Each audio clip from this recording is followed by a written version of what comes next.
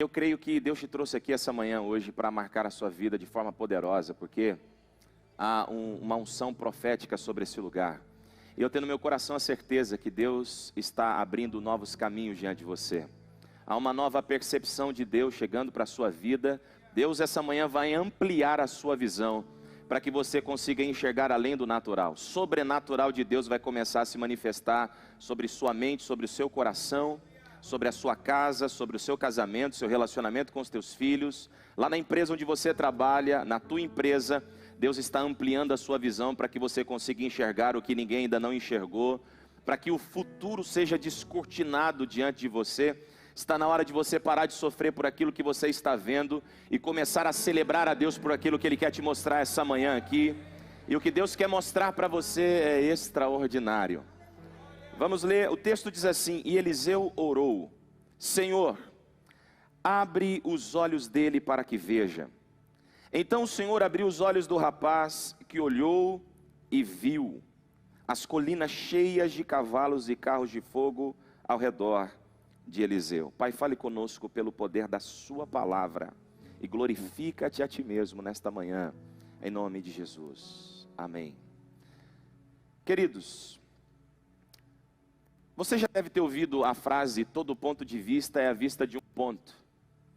Olhar um avião de longe e vê-lo pequeno não significa que ele é daquele tamanho. É que o ponto que você está faz com que você enxergue ele dentro de uma realidade diferente. Mas quanto mais próximo do avião você fica, maior é o avião. Dentro dessa percepção, cada ponto de vista te fará enxergá-lo de uma forma. Se nós pudéssemos escrever um número aqui hoje, o número 6, e nós estivéssemos em pontos diferentes, um enxergaria 6, o outro enxergaria um 9, não é? Todo ponto de vista é a vista de um ponto. Logo, nós precisamos pensar que a maneira com que nós enxergamos as coisas pode não ser o que elas estão representando para nós naquele momento. Como é que eu vou ter discernimento para identificar se aquilo que eu estou enxergando é a realidade? E é sobre isso que nós queremos hoje pensar, juntos aqui. Porque as lentes que nos permitem enxergar o mundo é a nossa alma. E se a nossa alma não está bem, se essas lentes estiverem embaçadas, nós vamos enxergar as coisas de forma equivocada. Por exemplo, o dia que você levanta pela manhã alegre, contente, determinado a romper, a vencer, você enxerga em muitas coisas oportunidade.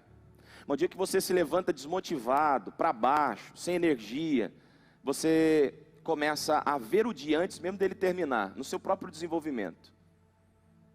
Ruínas, coisas ruins. E aí você encontra pessoas nas primeiras horas do dia já dizendo: como eu queria que esse dia acabasse logo, não é? Como eu queria que esse dia terminasse de uma vez. E o dia às vezes nem começou.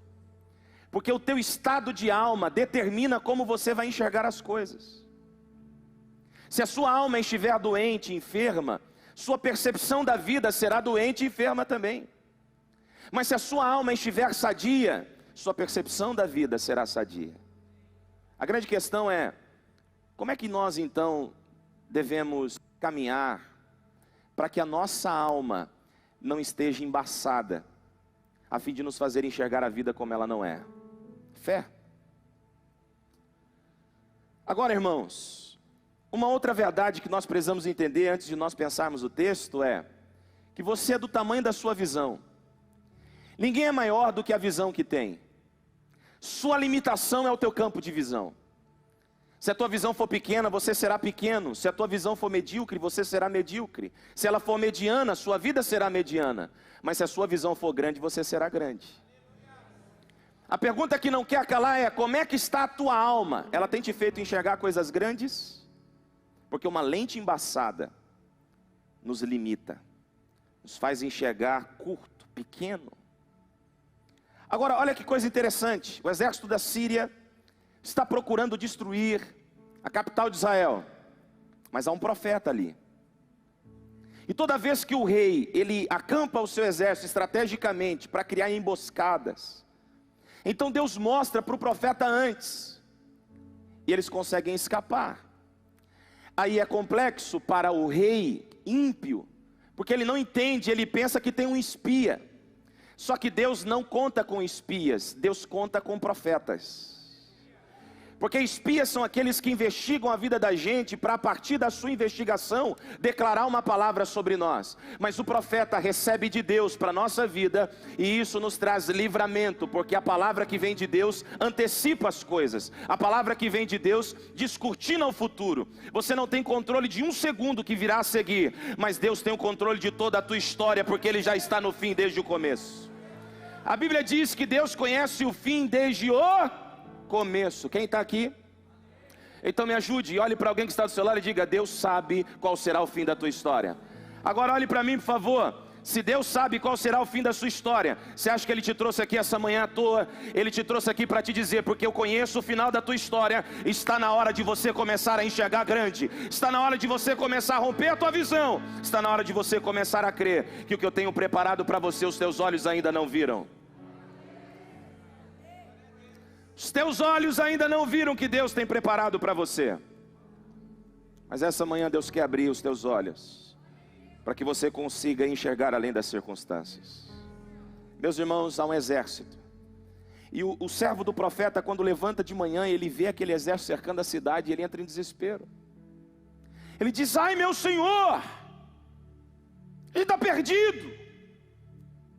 O ai daquele garoto mostra a sua frustração, porque o que ele vê dentro da estrutura natural, dentro da realidade perceptível, é um exército que vai destruir a nação. Muitas vezes é assim. Quando o médico diz essa enfermidade é para a morte, a gente enxerga dentro da estrutura do natural que de fato é câncer. O que a gente vai fazer? Então muitas vezes nós, não diferente desse garoto, ao ver a crise, ao enxergar o problema, o desemprego, a quebra da empresa, a falência e tantas outras coisas, nós olhamos para esse futuro que parece estar determinado pelo fracasso e grita: ai. Tem casais aqui gritando ai, famílias que estão gritando ai, homens e mulheres que estão dizendo ai da minha vida, ai meu Senhor, porque ai fala de dor. Quando alguém se machuca, grita ai. Quando alguém se fere, grita ai. E muitas vezes a realidade nos fere, a realidade nos machuca. O que nos resta é ai. Mas é interessante porque havia um profeta ali. E o profeta, que é aquele que recebe de Deus para compartilhar um futuro imperceptível, fala para aquele garoto: fica tranquilo, porque quem está conosco é maior do que aqueles que estão contra nós. A crise é grande? Eu sinto a presença de Deus aqui essa manhã. A enfermidade é incurável. O problema é insolúvel. Talvez você está olhando agora para uma determinada situação na sua vida e você está entendendo: opa, é isso aqui, ó. É essa situação que está limitando minha percepção, é essa circunstância que está limitando minha realidade, é este problema que está me impedindo de avançar. E Deus está dizendo para você: fique tranquilo, porque quem está com você é maior do que quem está contra você.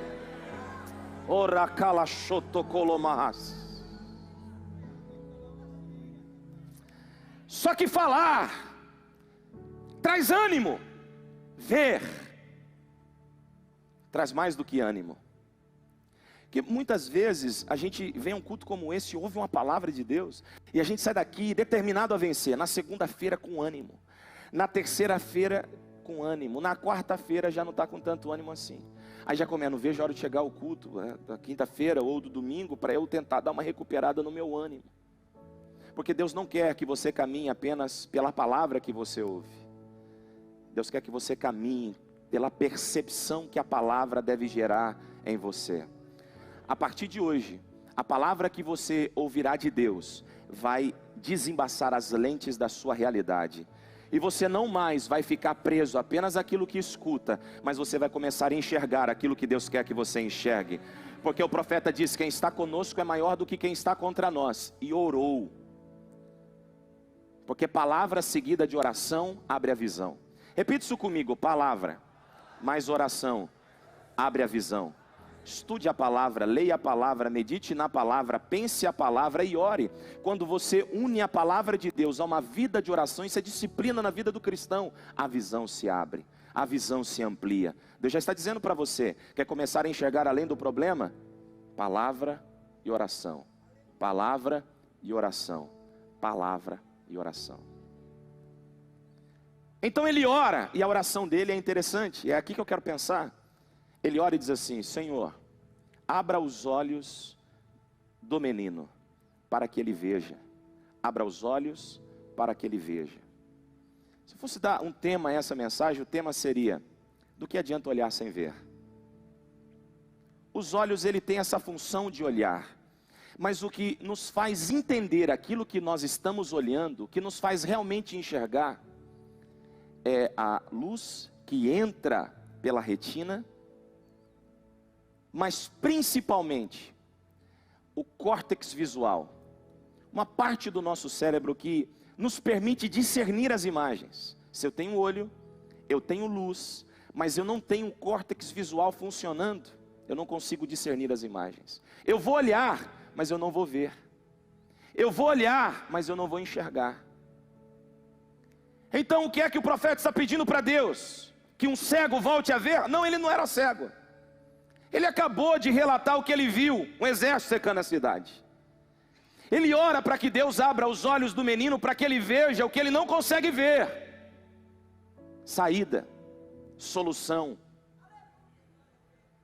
Levante uma das suas mãos, porque eu quero declarar uma palavra de Deus sobre a tua vida. A partir de hoje, Deus está abrindo os teus olhos.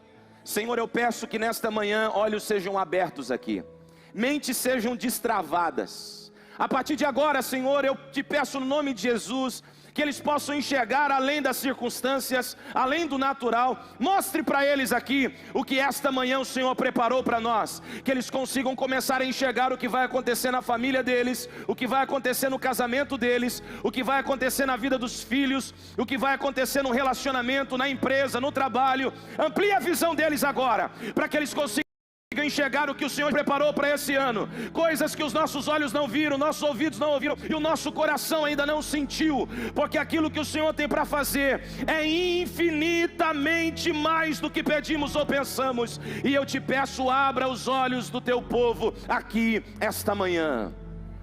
Se você crê e recebe isso por alguns minutos, tente enxergar o que Deus fará na sua vida nos próximos dias. Saiu de casa debaixo de tragédia, vai voltar para casa para testemunhar da vitória. Saiu do trabalho essa semana com frustração, vai iniciar a semana no trabalho com alegria e conquista. Deus está dizendo ao coração de alguém: chegou a hora de você começar a ver que eu estou contigo, e se eu estou com você, a vitória é certa. Oh, glória a Deus, aleluia. Do que adianta olhar sem ver? Agora, o mais bonito é que, quando ele pede para que o Senhor abra os olhos do menino, o texto diz: então. Diga comigo, então. E esse então chegou para nós hoje. O então é a resposta imediata.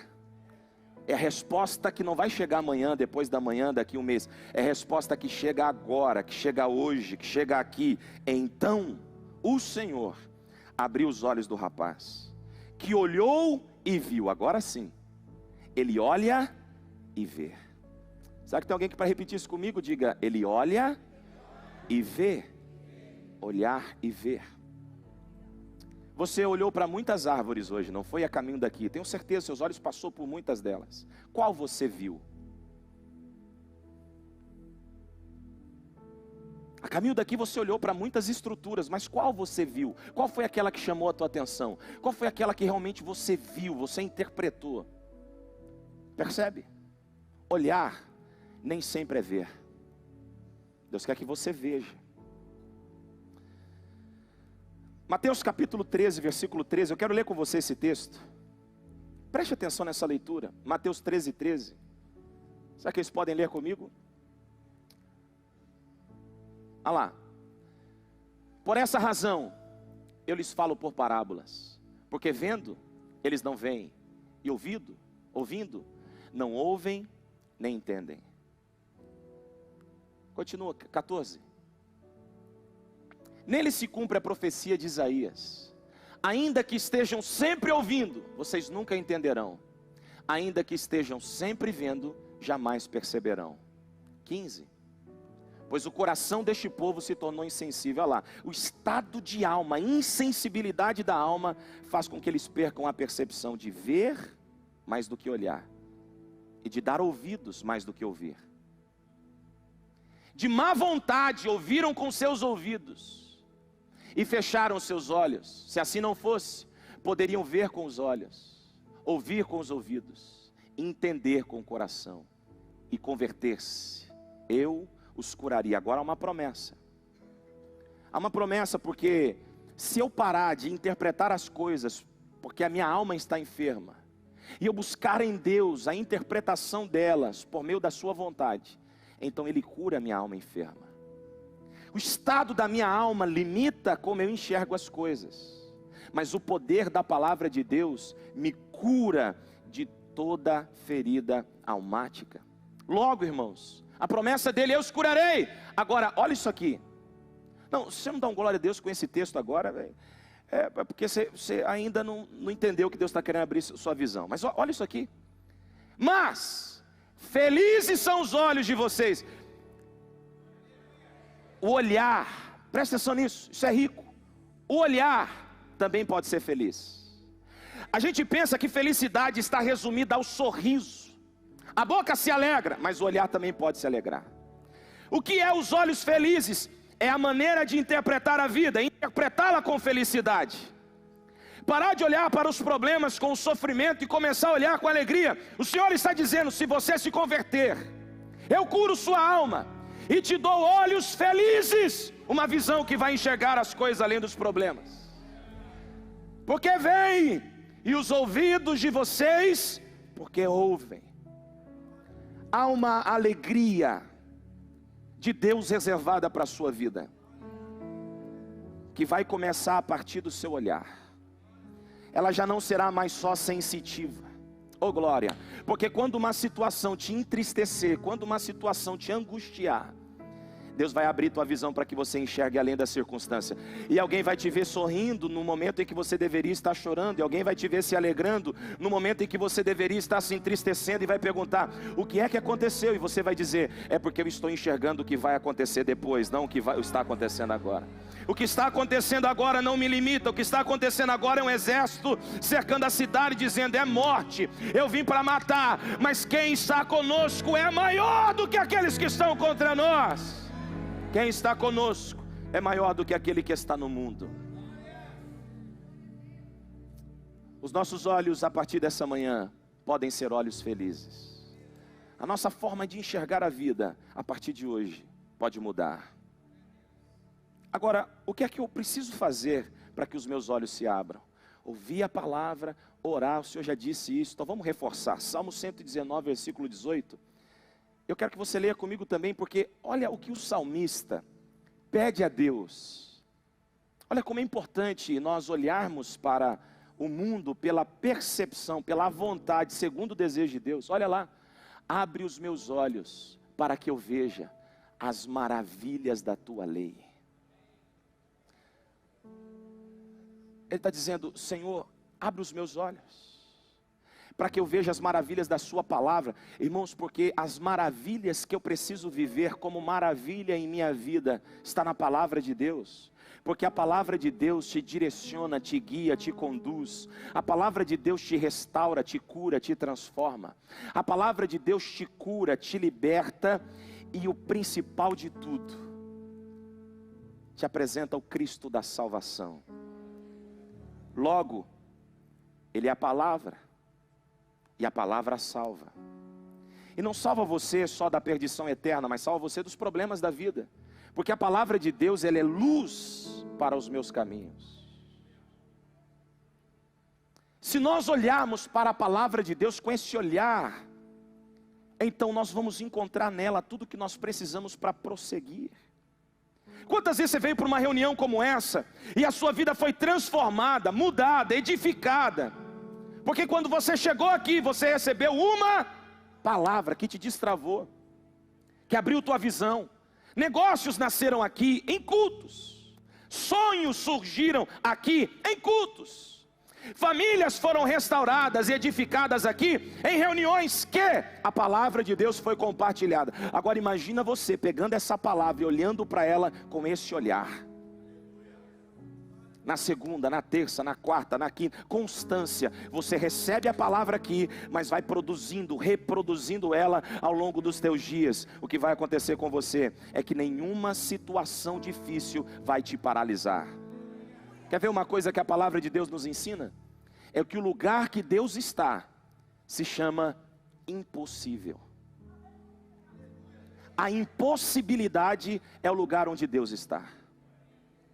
Quer conhecer a Deus? Se prepare para ser inserido em situações que você vai considerar impossíveis. Quando você estiver diante de um problema que você acha que é impossível, é ali que Deus está. Então não se desespere, Deus está marcando o encontro com você neste cenário. Olhe além do problema, olhe além do problema, porque não há limites para o teu Deus. E o poder de Deus, Ele não se aperfeiçoa na minha força, Ele não se aperfeiçoa na minha capacidade, mas Ele se aperfeiçoa na minha pequenez, na minha fraqueza. O poder de Deus se revela a nós quando nós nos enxergamos incapazes, mas não limitamos a nossa visão na nossa incapacidade. A gente olha para além do problema. Quem está aqui? Por fim, João capítulo 9, versículo 25. Pensa comigo uma coisa. Se os meus olhos se abrirem, para que eu consiga ver Deus ao meu lado, se os meus olhos se abrirem, para que eu consiga percebê-lo operando em mim e através de mim, tudo muda, tudo se transforma. Jesus curou um cego. Os fariseus e os religiosos decidiram entrevistá-lo. Eles queriam coletar informação acerca de Jesus, porque o milagre aconteceu num dia que eles consideravam santo, ao ponto de ninguém poder exercer nenhum tipo de trabalho. Jesus curar no sábado para eles era trabalho. Logo eles tinham raiva, ira. Porque tem gente que vai ter dificuldade de entender que o teu milagre não chega quando eles querem. Chega quando Jesus te encontra. Não foste vós quem me escolhestes, mas eu vos escolhi. Logo você achou que veio aqui essa manhã porque você decidiu vir, mas o Senhor já vinha produzindo em você o desejo de chegar aqui essa manhã porque Ele queria que você ouvisse a palavra. E Ele está falando ao seu coração agora. Ei, você pode ainda não saber quem eu sou, mas ainda assim você vai ver. Você pode ainda não me conhecer com intimidade, mas ainda assim eu vou abrir os teus olhos. Talvez tenha alguém aqui que veio a convite de alguém. Alguém talvez está frequentando as reuniões há pouco tempo. Ou alguém que fazia um tempão que não vinha e chegou aqui. E alguém que às vezes está frequente, mas pensa consigo mesmo: poxa, eu não conheço Jesus não. Está longe de conhecê-lo e ter com Ele intimidade e relacionamento, está longe. Escuta, olha o texto. Lê comigo por favor. João capítulo 9, versículo 25. O texto diz assim: Ele respondeu: não sei se ele é pecador ou não. Uma coisa sei.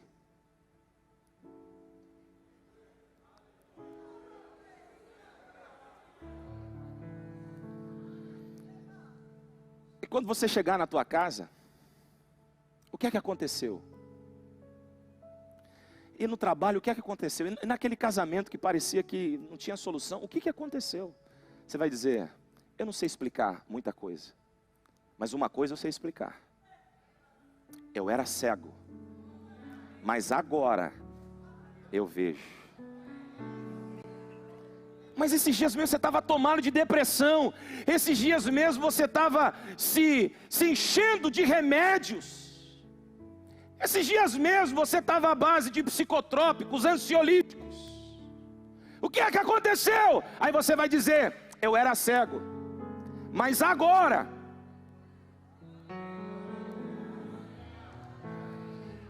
eu vivia ansioso porque eu tinha medo do amanhã. Agora o amanhã está claro para mim. Eu vivia com medo do passado voltar, mas o meu amanhã está claro para mim. Já não serei mais refém do ontem, nem refém do amanhã, porque eu era cego, mas agora eu vejo. Será que tem alguém preparado para viver esse milagre hoje aqui? Deus está falando ao coração de alguém. Pare de se frustrar com base naquilo que você viu. Pare de se decepcionar com base naquilo que você ainda não viu.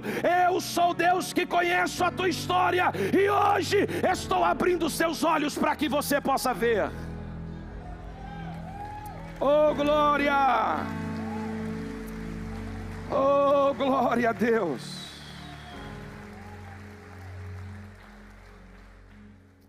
Sabe, irmãos, às vezes a gente pensa que Deus, para fazer um milagre, Ele conta só com a sua matéria, só com o sobrenatural, só com o extraordinário. Mas na verdade o milagre acontece quando as duas coisas se encontram, quando o natural se encontra com o sobrenatural. Para Deus curar, precisa existir uma enfermidade. Para Deus solucionar, precisa ter um problema. Para Deus agir, algum cenário precisa ser criado.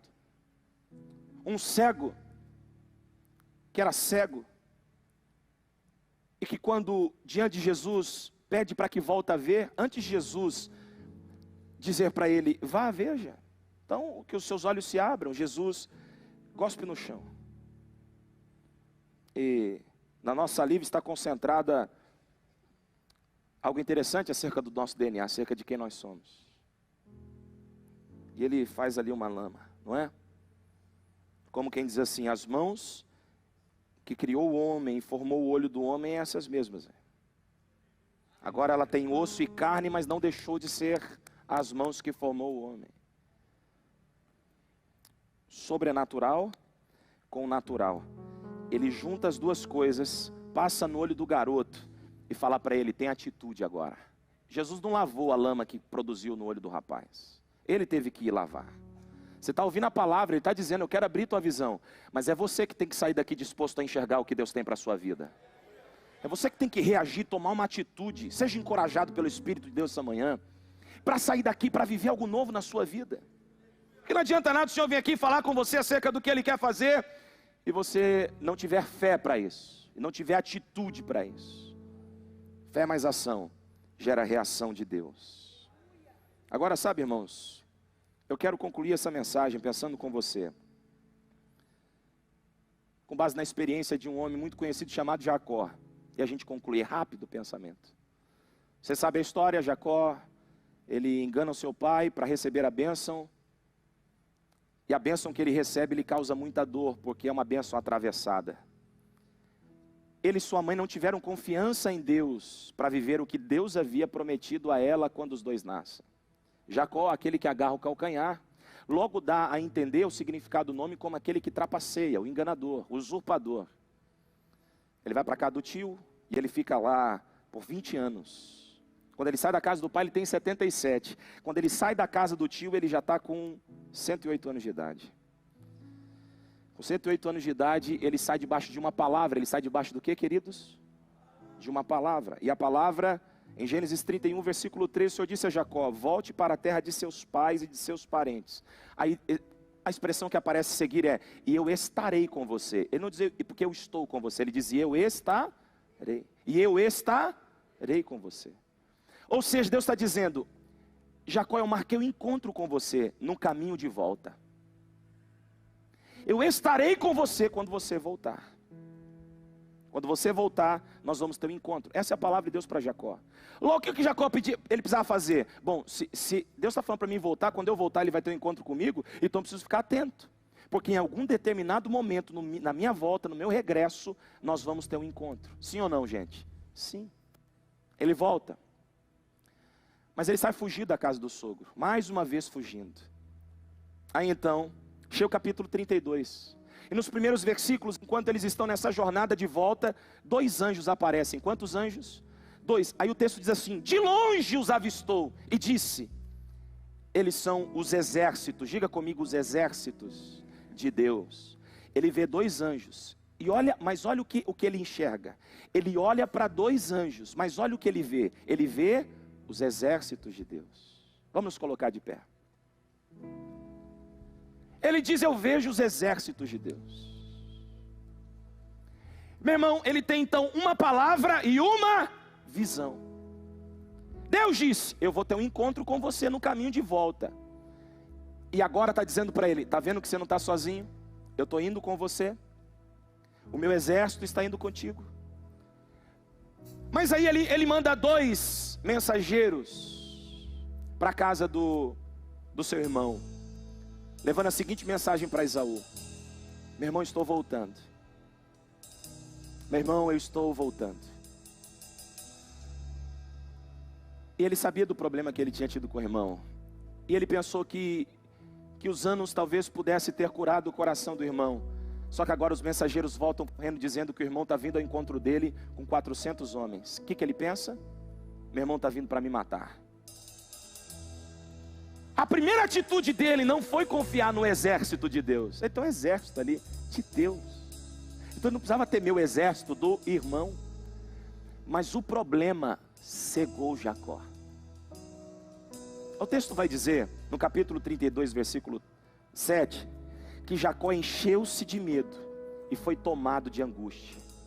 O medo o angustiou. E agora, com a alma amedrontada e angustiada, a lente embaçou e ele não consegue ver o exército mais. Ele não consegue ver mais a ação de Deus. Então qual é a primeira atitude que ele tem? Dividir o povo. É igual um casal que para de enxergar a ação de Deus e decide se separar, dividir. O medo e a angústia separa. O medo e a angústia divide, fragmenta. Eu vou dividir o povo em 2 bandas, porque se meu irmão atacar uma, a outra sobrevive. Se meu irmão matar um, a outro sobrevive. Então ele não consegue mais acreditar na proteção de Deus. Medo, angústia. Oh, glória. Aí a Bíblia diz que Jacó em seguida, no versículo 9 e 12, ora a Deus: Senhor, o Senhor disse que era para eu voltar, porque o Senhor ia prosperar a minha vida. O Senhor disse que era para eu voltar. E agora olha o meu irmão aí. Ele nem sabe o que o irmão está indo fazer lá. O irmão está indo para abraçá-lo, para consertar as coisas. E na cabeça dele o irmão está indo para matar. Porque o medo e a angústia nos faz enxergar realidades que não existem, que não são reais. O medo e a angústia está te fazendo enxergar coisas que não existem. Tem maridos aqui que não estão dormindo à noite perturbados com pensamentos que está acabando com o casamento, mulheres perturbadas com o pensamento que está acabando com o casamento, o medo de ser traído, o medo de ser traída, o medo de ser enganado, enganada, está arrebentando sua família. A angústia tomou conta de você por causa de algo que você viu e achou que era verdade. Você precisa buscar de Deus direção e discernimento, para não se frustrar com aquilo que você está vendo. Meus irmãos, depois de ter orado, o que ele tinha que ter feito? Confiado, sim ou não? Mas ele está cego. E a Bíblia diz, versículo 20, que ele divide de novo o grupo, fragmenta ainda mais, e diz: vai na frente com os presentes. Quando meu irmão passar, diga: esses presentes são de Jacó. Segundo grupo, diga a mesma coisa. Quem sabe a hora que ele chegar aqui, ele está mais tranquilo. Sabe por quê? Porque ele orou, mas ele acreditava mais no potencial das coisas que ele tinha do que no poder do Deus que orientou a vida dele. E tem gente que está refém daquilo que tem, porque acha que o poder para mudar a vida está no dinheiro, o poder para mudar a vida está nas coisas, o poder para mudar a vida está no carro, está na casa, está na empresa, e o poder para mudar a sua vida está no Deus que está falando com você essa manhã.